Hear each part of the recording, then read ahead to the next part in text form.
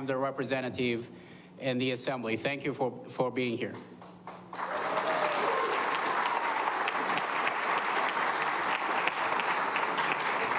My story is not unique. It is a very common story that makes up the fabric of the American family. America is built and continues to thrive on the dedication and hard work of immigrants like me and you. We achieve the American dream when we reach down and lift up one another, not when we divide and tear up each other. That deep-rooted culture of welcoming strangers to this land and making them part of the American family is under attack by the current president. Yes, you can boo, but also go vote. I want you to also go vote next year.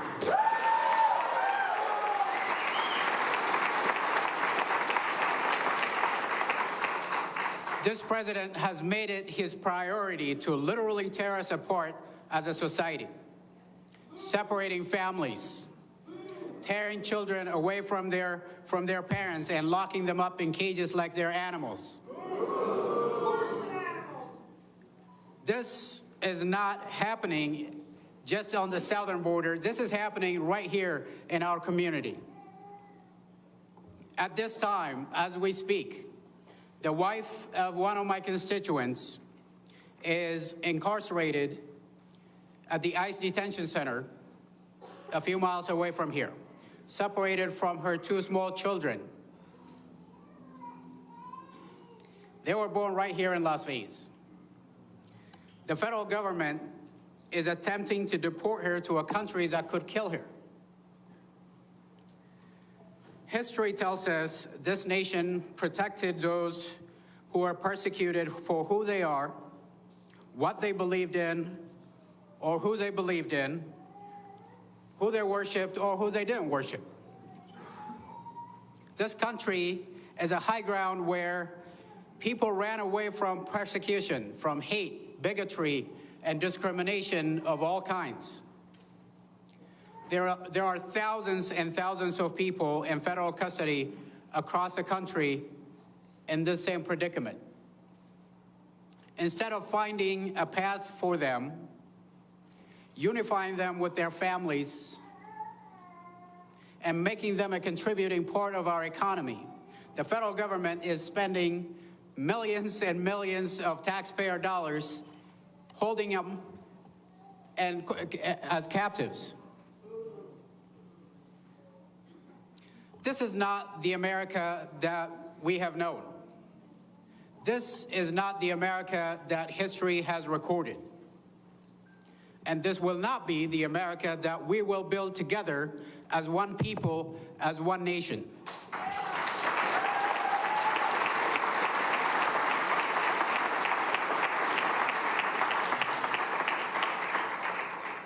The term working poor is not something we hear about and read about. It is a reality that we live in right here in our community. Some of my constituents work 12-hour days, 6 days a week, 72 hours per week, making minimum wage or less. They work so hard, yet if they get sick and end up in the ER, they are bound for bankruptcy. The term starvation wages is not something distant we hear about. It is a reality my constituents and a lot of people in this valley live under. How in the world is it acceptable for people to work full-time and up to 72 hours a week and yet be dependent on public assistance? It is not. Why is it acceptable for people to work so hard and still cannot afford to rent apartments anymore? It's not.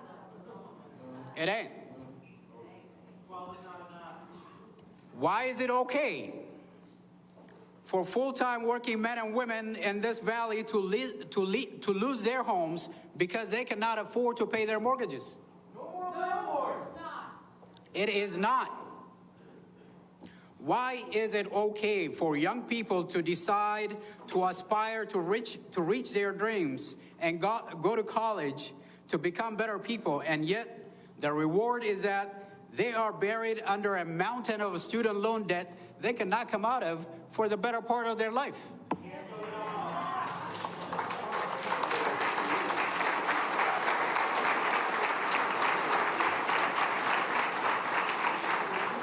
My fellow Nevadans, these are questions that must be answered. These are questions that require the utmost attention for our community, for our state, and for our nation. These are questions that every presidential candidate must answer before they earn your votes.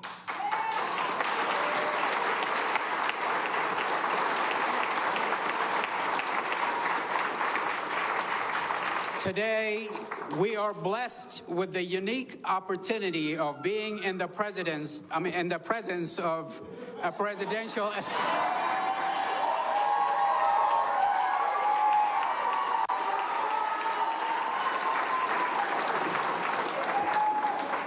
Tongue slip. We are blessed with the unique opportunity of being in the presence of a presidential candidate who has been asking these questions for decades. Not only does he ask these questions, but he has rolled out plans to mitigate these monumental problems. Should he be elected as the next president of the United States?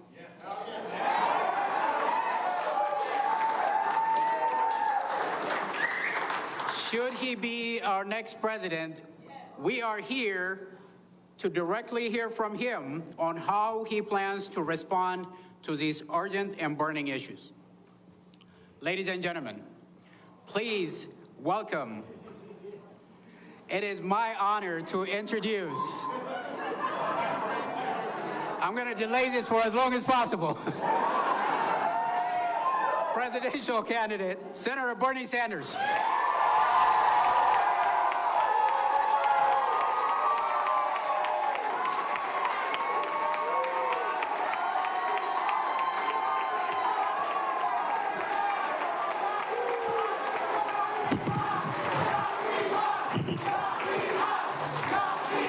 Thank you. Thank you. Let me thank, wow, so what a wonderful turnout for a workday afternoon. Thank you so much. So you all ran away from work to come here, right? You think I'm going to write you a note, huh? No.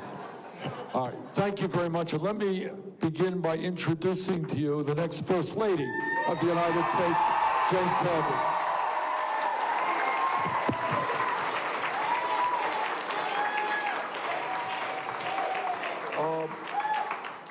And let me thank Assemblyman Assefa for the beautiful introduction and for raising the right issues. Let me thank Rafat, and forgive me if I mispronounce, as I'm sure I am, Rafat Khalif for his remarks, and Naomi Gebremariam. That's a big word, all right. Forgive me. And thank you again all for being here for a serious discussion. Thank you. Love you too.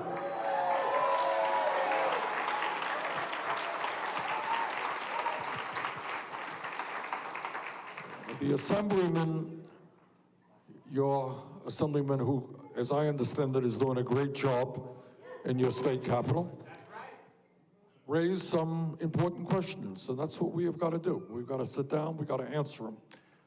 And let me tell you, I am here today to ask for your support to win here in Nevada, and I think with your help, we are going to win here in Nevada.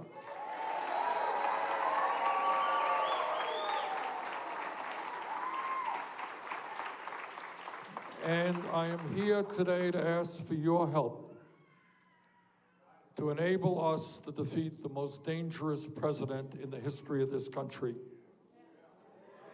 And with your help, we're going to do just that.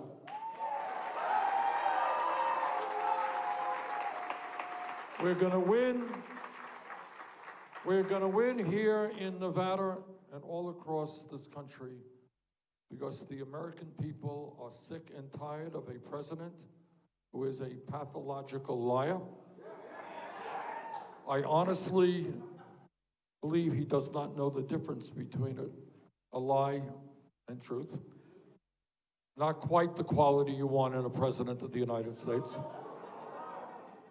He is running a corrupt administration, and I suspect we're going to learn a little bit more about that in the weeks to come in the impeachment process.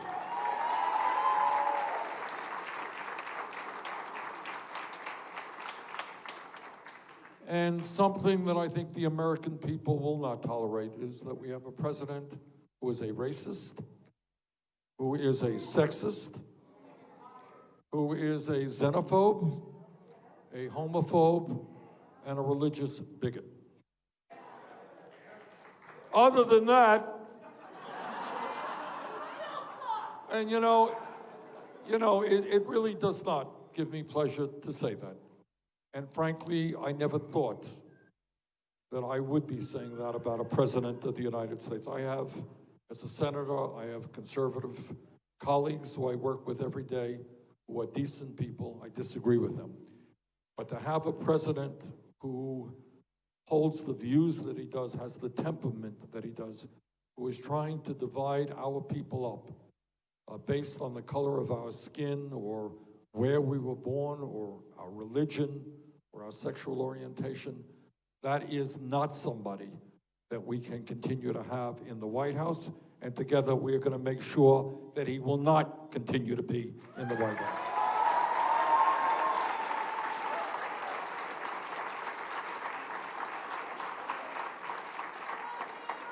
What our campaign is about, though, is not just defeating Donald Trump. That's terribly important, and we're going to do that. But it is about asking the questions and thinking outside of the box so that we can finally transform our economy and our government so that it represents all of us, not just wealthy campaign contributors.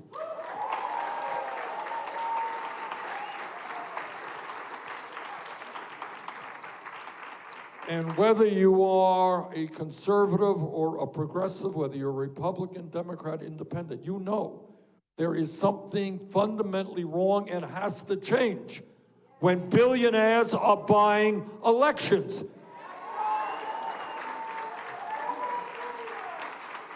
So I say to your local billionaire, Mr. Adelson, and billionaires all over this country, that we are not going to allow billionaires to spend hundreds of millions of dollars to elect candidates who represent the rich and the powerful.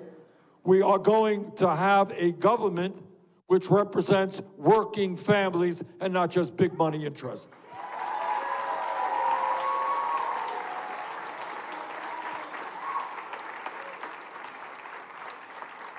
And we are going to deal with another issue that until recently has almost not been discussed at all.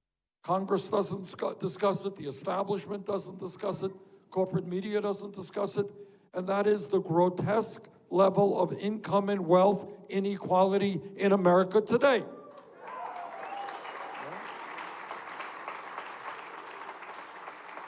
Together, we are going to put an end to a situation in which 3 multi-billionaires own more wealth than the bottom half of American society.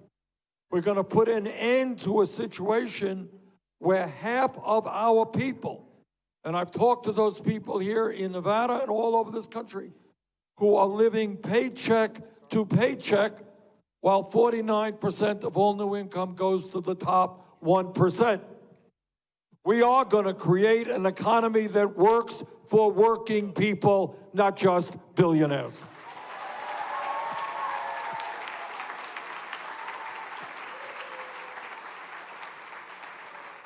Well, Donald Trump thought it was a great idea to give $1 trillion in tax breaks to large, profitable corporations and the 1%. In fact, 83% of the benefits that he provided them over a 10-year period go to the 1%. Well, we've got news for the 1%.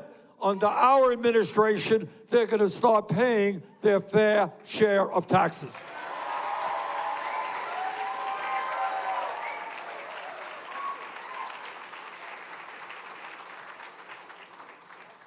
And what we are going to do is to end this absurdity that in the richest country in the history of the world, we got tens and tens of millions of people who are working for starvation wages. You know what? You can't make it on $7.25 an hour.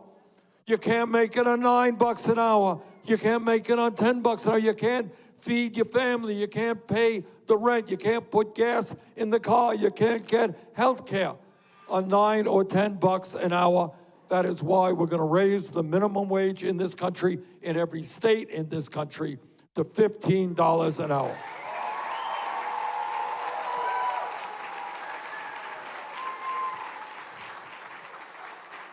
And we are tired of women making 80 cents on the dollar compared to men.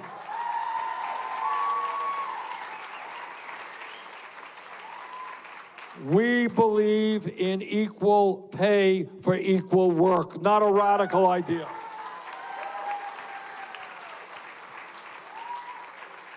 And I'll tell you what else we're going to do. We are going to make it easier for workers to join unions and earn union wages.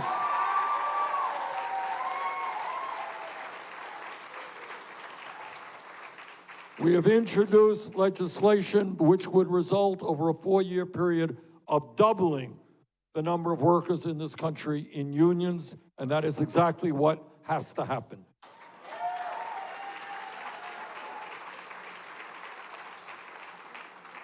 And because we love this country, we love our children. Sometimes we forget about the kids. I don't hear the issues impacting children discussed very much. We will discuss it, and we will act on it. We will end the embarrassment of America having the highest rate of childhood poverty of almost any major country on earth.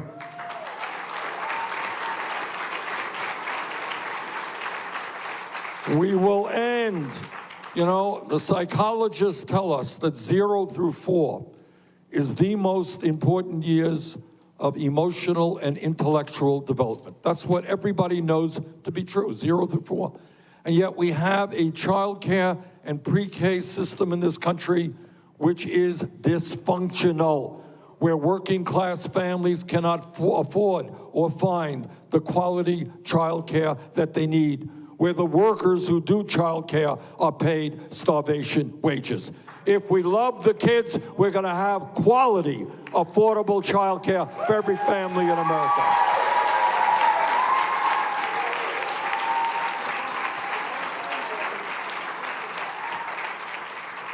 And we are going to invest in our children by having the best public education system in the world.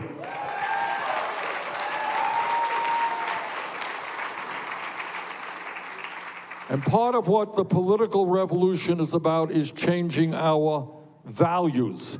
I just read in the paper the other day that one of the great pitchers, guy who pitches for the Washington Nationals, signed a 7-year contract for $245 million.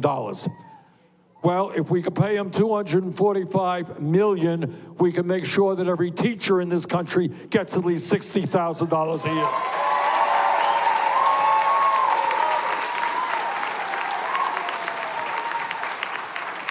Because we want to have the best educated population in the world. And that means we invest in our schools, especially low-income schools, Title I schools. And I'll tell you what else we do when we change our value system. We say that every kid in this country, and I come from a working class family myself, but every kid in this country, regardless of his or her income, must have the right to get a higher education.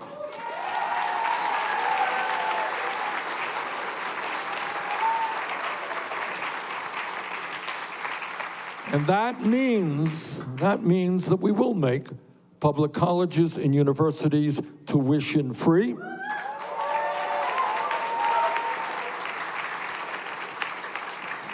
And 4 years ago, when I talked about that idea, it seemed like it was a very radical idea. Well, a lot has happened in 4 years. Not seemed to be such a radical idea now.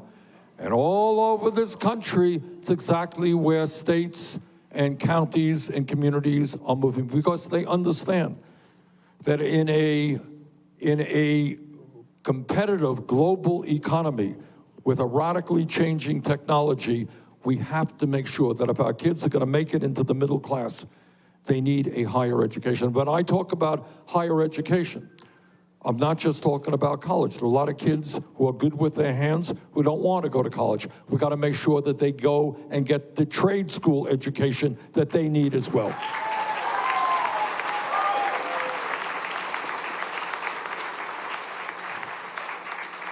And when we talk about education, if you think outside of the box, you got to ask yourself, how does it happen that millions of people today are struggling with incredible levels of student debt? What crime did they commit that they have to deal with this debt, which in some cases is preventing them from getting married and having kids, buying a house, even buying a car? If this country, Congress, if Congress against my vote could bail out the crooks on Wall Street, if Trump can give $1 trillion in tax breaks to the 1% in large corporations, we can cancel all student debt in America.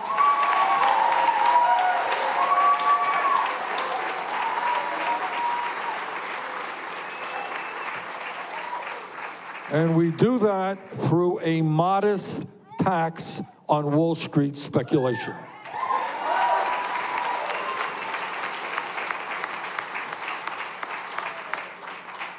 When you think big and not small, and if you're prepared to think outside of the box, you have to ask yourselves, how does it happen in our country that thousands of people die every single year because they do not get to a doctor on time, because they lack health insurance or they are underinsured?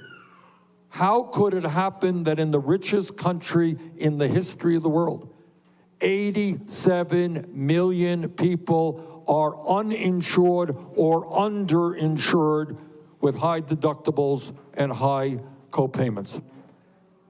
How does it happen that we are paying twice as much per person for health care as the people of any other country on earth? How does it happen that 1 out of 5 people who walk into a doctor's office and get a prescription cannot afford to fill that prescription because we pay by far the highest prices in the world for prescription drugs? And I want you to hear this one, because this really speaks not only to the dysfunctionality of the current system, but the absolute cruelty of the system.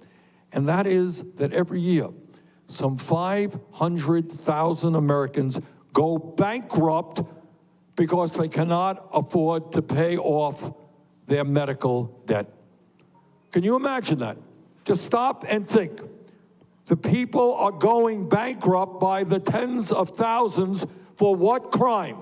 Because they were diagnosed with cancer or heart disease or Alzheimer's or some other terrible illness.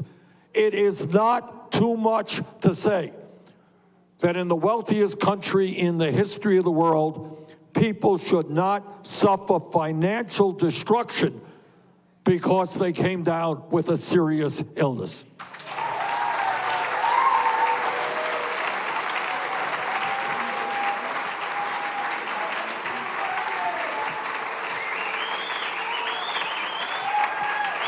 Now you're hearing a whole lot about health care and Medicare-for-All and all that. So I want to just take a moment to try to clarify what I mean by Medicare-for-All. I want you all to understand it.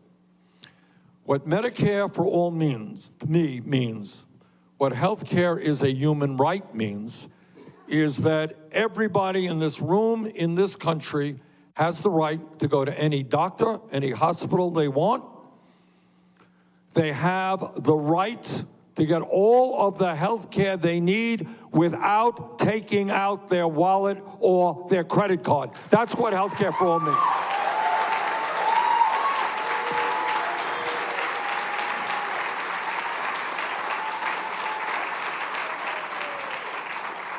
Medicare for all means, in the legislation that I wrote, I want you all to hear this, so there's no ambiguity here.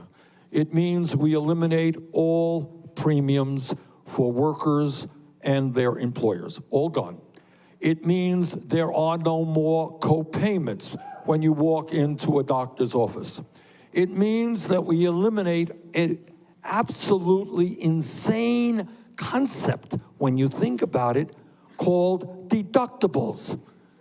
Think about it. You know, we're all used to it. Deductibles mean that you have health insurance when or if you're able to come up with the first $5,000 or $10,000 out of your own pocket. So what the hell does that mean if you don't have the $5,000 or $10,000? It means you don't have any health insurance. And we got people all over this country, $5,000, $10,000, $15,000 deductibles. That's gone as well. What?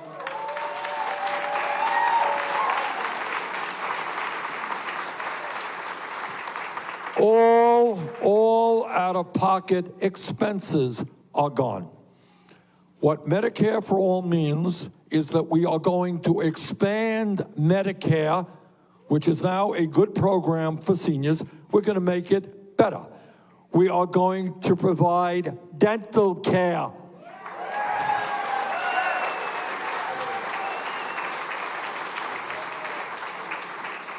Last that I heard, oral health was health care. We're going to provide hearing aids. Because you got thousands and thousands of people in this country who are isolated because they can't hear. We're going to provide eyeglasses so kids can see the blackboard.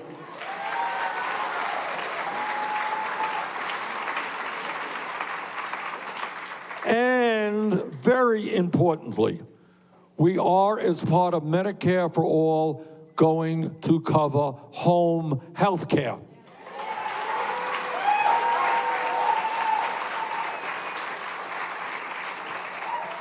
The way we do it, not complicated. Right now, you're eligible for Medicare at the age of 65. Year one, we lower that eligibility age to 55. Year two, 45. Year three, 35. Year four, everybody is in.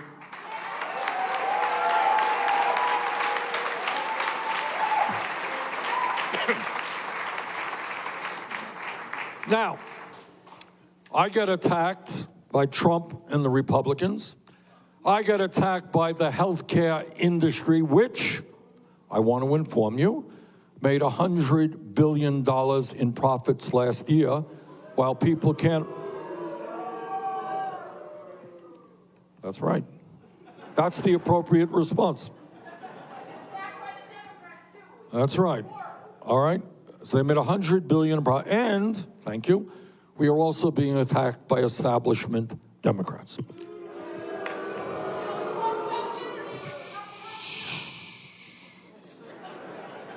Ma'am? All right. So what we have got to understand is that this fight for Medicare for All really is not about health care, because it is impossible to defend a system in which we spend twice as much as any other country, and so many of our people are uninsured or underinsured, and we pay the highest prices in the world for prescription drugs. How do you defend that system? You can't. What this fight really is about is whether, as a people, we have the courage to take on the greed and power of the healthcare industry. That's what this fight is about.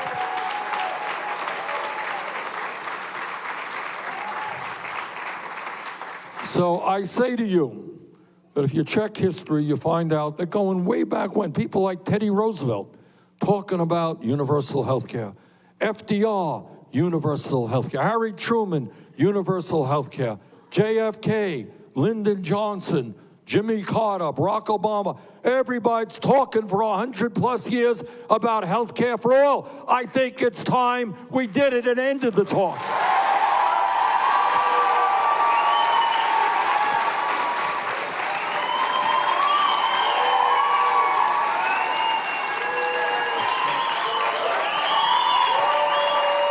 That's right.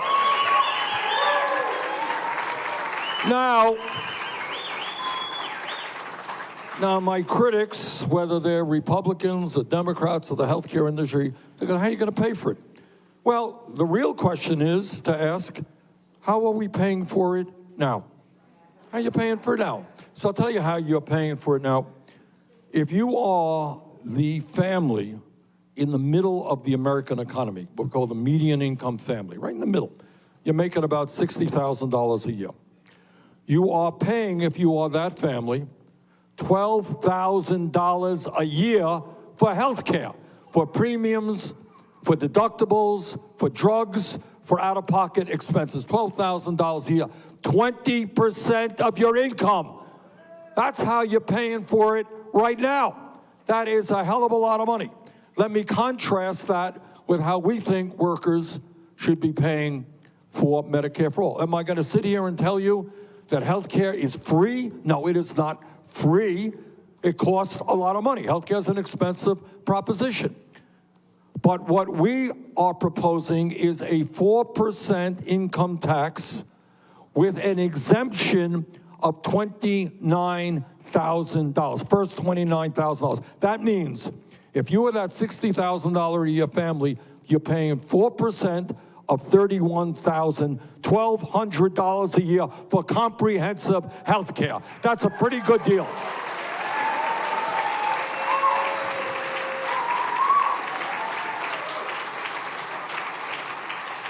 So those people are worried about how I'm going to pay for it.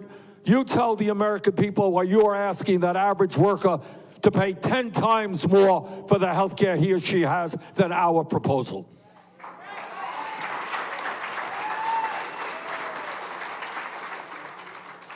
There's another issue that I want to touch on that I know the people of Nevada are unfortunately very familiar with, and that is the issue of climate change. So I'm here to tell you something which is a little bit scary, but I have to be honest with you. What the scientists are now telling us is they have underestimated the degree and the speed in which climate change is ravaging our country and the world. They have underestimated it. And what they are saying now is that we have a very short period of time, in fact, less than 10 years, to move aggressively to combat climate change, or else there will be increasingly irreparable harm to our country and to countries all over the world. This is an enormously serious and consequential issue, and it really is unbelievable that in the White House today, we not only have a president who refuses to acknowledge the reality of climate change, but is exacerbating the situation by promoting more and more fossil fuels. What the scientists are telling us is that the ice caps are melting, that the ocean is warming, which means that sea levels are rising very significantly, which means that in coastal communities, whether it's Miami or New York or Bangladesh or Vietnam, what you're going to see is communities underwater by the end of this century unless we get our act together. What the scientists are telling us is that we're going to see more drought. And I don't have to tell anybody here about drought in Nevada or drought in California and the horrific level of fires that we have seen in that state. Worse fires more frequently. That will only get worse in years to come. Right now in Australia, That country is on fire, literally. Last summer in Europe, they had the worst heat wave ever recorded. What we are seeing also is with drought, food production declining. Farmers cannot grow the food that we need when their planting season is shortened because of extreme weather and flooding and shorter seasons. What we are seeing is the growth of disease because bacteria thrive in warmer climates, and you're seeing issues like malaria, diseases like malaria spread beyond where they usually were. What we are also going to be facing, and are facing already, is that the United Nations has estimated that there will be several 100 million climate refugees, people who can no longer live in their community because they can't find drinking water, they can't grow their crops. We have a major, major crisis. And anybody, any politician or anybody else who gets up and tells you that climate change is not real is doing a horrific disservice to their own children and their own grandchildren. Now, I'm not here to tell you that I am a great scientist. I am not. I actually failed physics in college. But I do listen to the scientists. And that is,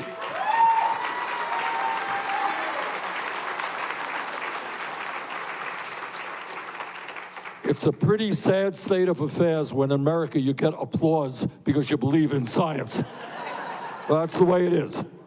All right, and listening to the scientists, we have introduced the most comprehensive climate change proposal ever introduced by any candidate running for federal office. It is based on the Green New Deal.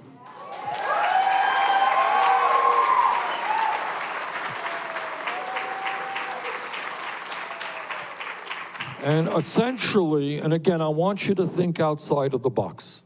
I want you to think outside of the box in the same sense that I asked you to think about a healthcare system which allows people to go bankrupt because they came down with cancer.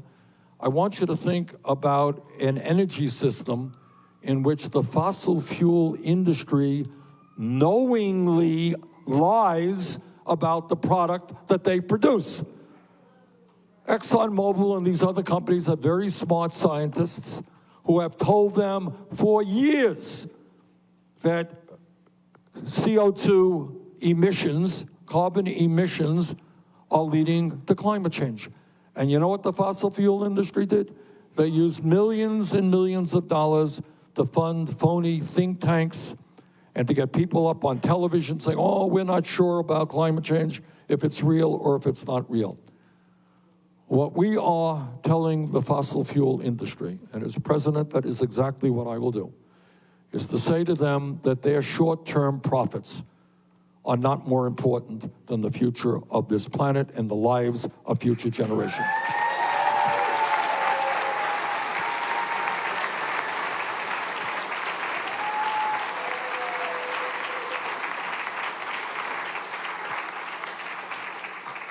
And what our proposal does, based on the Green New Deal, is transforms our energy system away from fossil fuel to energy efficiency and sustainable energy. And by the way, last time, no, it wasn't the last time, I was here in Nevada in August. It was 113 degrees. Now, I know for you, that's probably a cool day. From those of us who come from Vermont, that's pretty hot. But my point is, states like Nevada and Florida and other southern states, you should be leading the world in solar energy.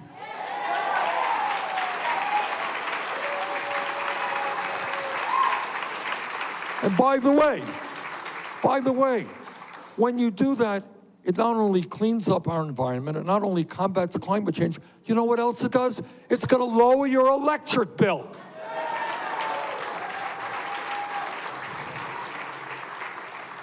In Vermont, just in passing, Jane and I put solar panels up a few years ago in Vermont, which is not Nevada, you know?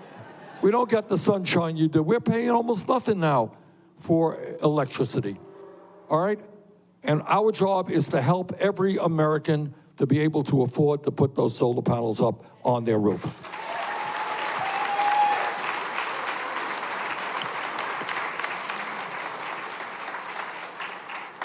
Now, of the many disgraceful things that Donald Trump does, one of them is to demonize undocumented people in this country. It is very, very ugly, and that's part of his effort to divide us up. Our administration is going to pass comprehensive immigration reform and a path towards citizenship for all the undocumented.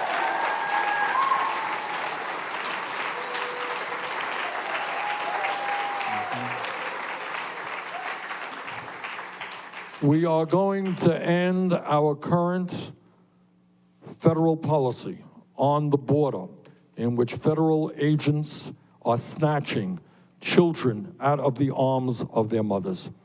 We're not going to be locking kids up in cages. We are going to stop the ICE raids right now, which are demonizing communities all across this country.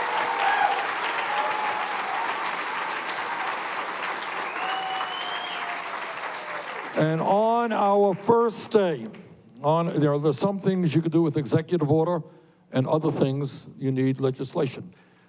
On our first day in office, through executive orders, we will overturn all of Trump's racist executive orders on immigration.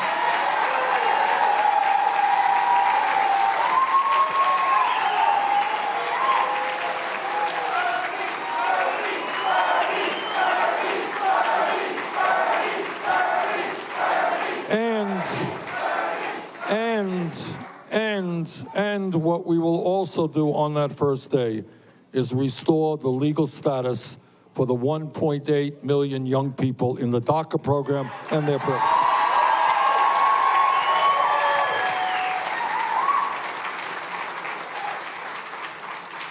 We are also going to take on, very forcefully, a broken and racist criminal justice system.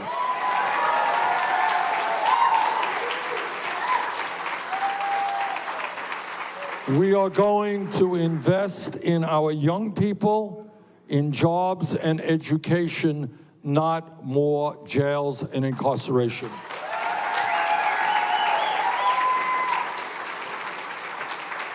We are going to end, once and for all, private prisons and detention centers.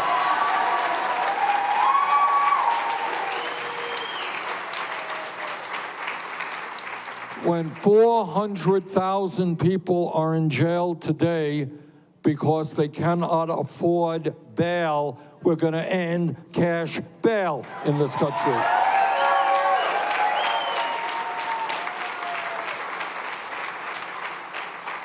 And we are going to end the so-called war on drugs.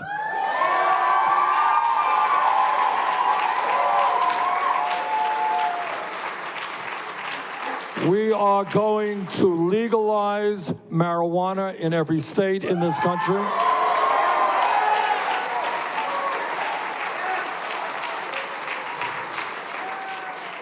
We are going to expunge the records of those arrested for possession of marijuana. And I'll tell you what else we are going to do. And this idea, I can't tell you I thought of it. It came from friends in the African American and Latino communities. And that is, when marijuana is legalized all over this country, we're not going to let a handful of large corporations control that industry.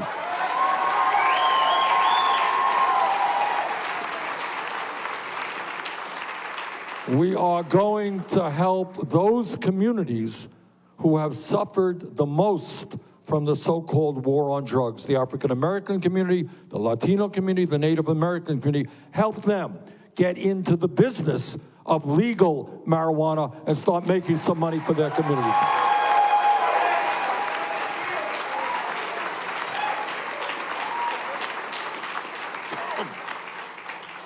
Now, if there is any city in America that understands the horror of gun violence, I am in that city today.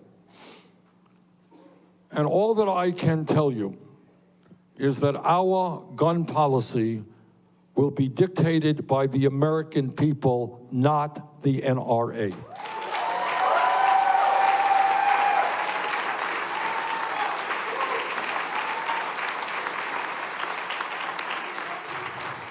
And that means we are going to expand and create universal background checks.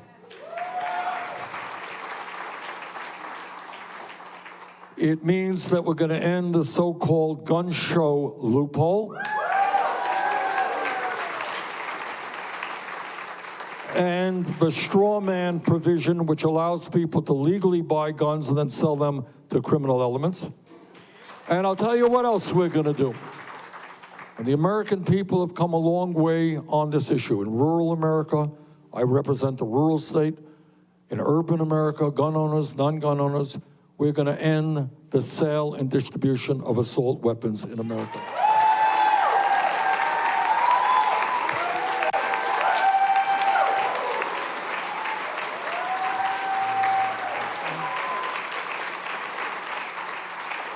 And this is a tough issue. No one has any magical solution, but this is what we are dealing with here is not only the horrors that we saw in Las Vegas and we see so often, too often, all over the country.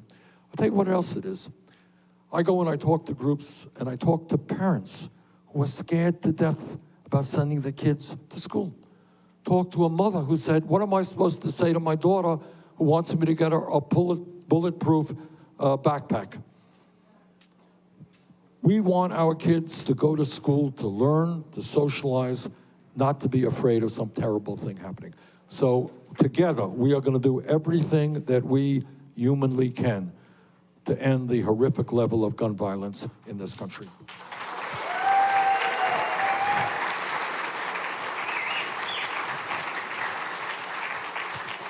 And let me say one other thing. You know, I'm a United States Senator, and I'm on the floor of the Senate, and I often hear my conservative colleagues talk about getting government off the backs of the American people. They talk about small government. You've heard them. That's their mantra. Well, what I say to them is if you believe in getting government off the backs of the people, understand that it is women who have a right to control their own bodies, not politicians.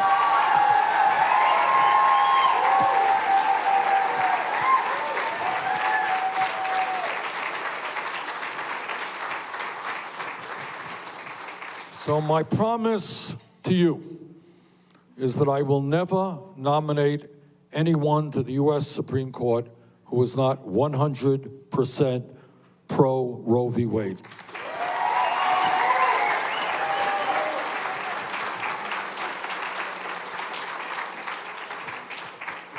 Let me conclude by saying this. The 1% in our country and the corporate elite have incredible wealth. They have unlimited amounts of money, and they have incredible power. They have significantly controlled the political process in state governments and in Washington. They own the media. They have enormous power over our economy. They decide whether workers get decent wages or not, whether jobs stay in Nevada or go to China. That's the power that they have. And this is no small thing. And the reason that the message of our campaign is us, not me, is that the truth is, and I'm the only candidate for president who will tell you this, is that no one president, no matter how honest or well-intentioned he or she may be, can do it alone. Because you know what we're doing? We're taking on Wall Street. You know what Wall Street is? Do you know the power of Wall Street? Do you know that 6 banks have assets equivalent to half the GDP of America, $10 trillion? 6 banks. Do you know what the power of the drug companies is? They have spent $4 billion over the last 20 years in lobbying and campaign contributions to make sure that you pay the highest prices in the world for prescription drugs. the power of the insurance companies, the power of the fossil fuel industry who lies year after year about what they are doing to the planet while they make tens of billions in profit. The power of the military-industrial complex who get us into endless wars that we are going to get out of.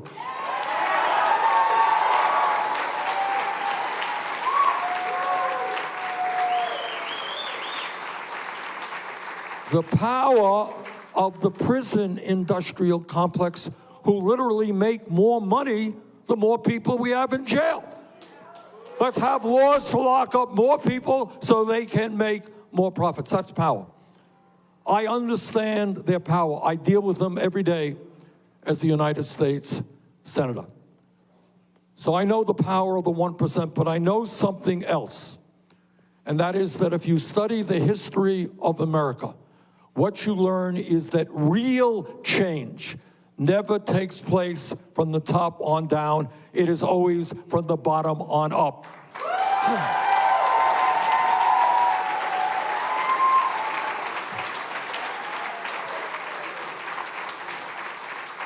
And I want you to think about the history of the labor movement and the courage shown by workers who told their employers that they're not animals, they're human beings, and they will be treated with respect and dignity. Think about the history of the women's movement, where millions of women and their male allies stood up and fought back.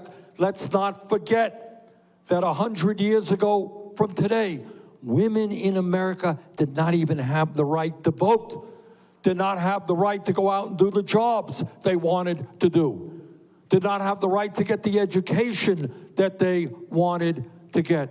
And they said, sorry, you will not define us. We will define who we are. You will not define who we are.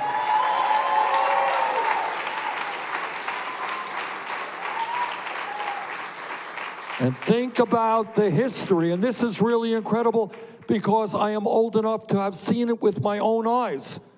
I'm old, but I'm not 100 years old. So I didn't see the suffragettes in action. But this is what I did see. I saw the gay rights movement rally the American people against tremendous odds to say that in this country, people have the right to love whoever they want, regardless of gender.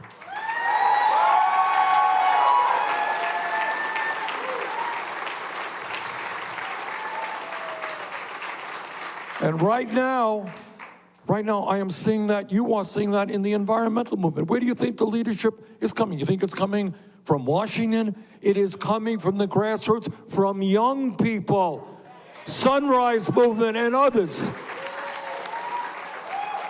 in our country and all over the world, who every day are putting more and more pressure on their leaders to say, you know what, we want to grow up in a planet that is healthy and habitable. That is how change takes place. So what I'm here today is to ask for your support, obviously, to win here in Nevada, to beat Trump. But I'm asking something more of you. I am asking of you to work with me to transform this country, to pay attention to our children, our workers, our seniors, our disabled.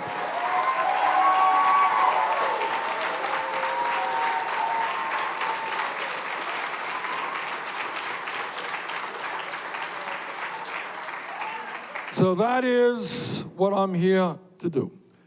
Now, the reality of politics where it is right now is we have an excellent chance to win in Iowa. I think we're going to win in New Hampshire, and we have a really strong movement here in Nevada.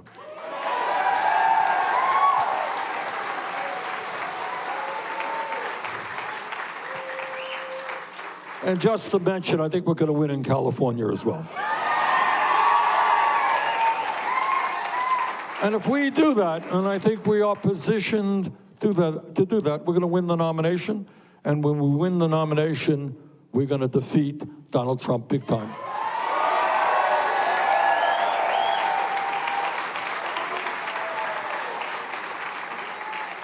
So today, in this state, which plays such a very, very important part of the Democratic primary or caucus process, we're asking for your help, all right? The truth is, not a whole lot of people are voting in the caucuses, and we can win it if you go out and get your friends involved. There's early voting now. Make sure people show up on caucus day. So please help us in the campaign. And together, we can transform this country. Thank you all so much.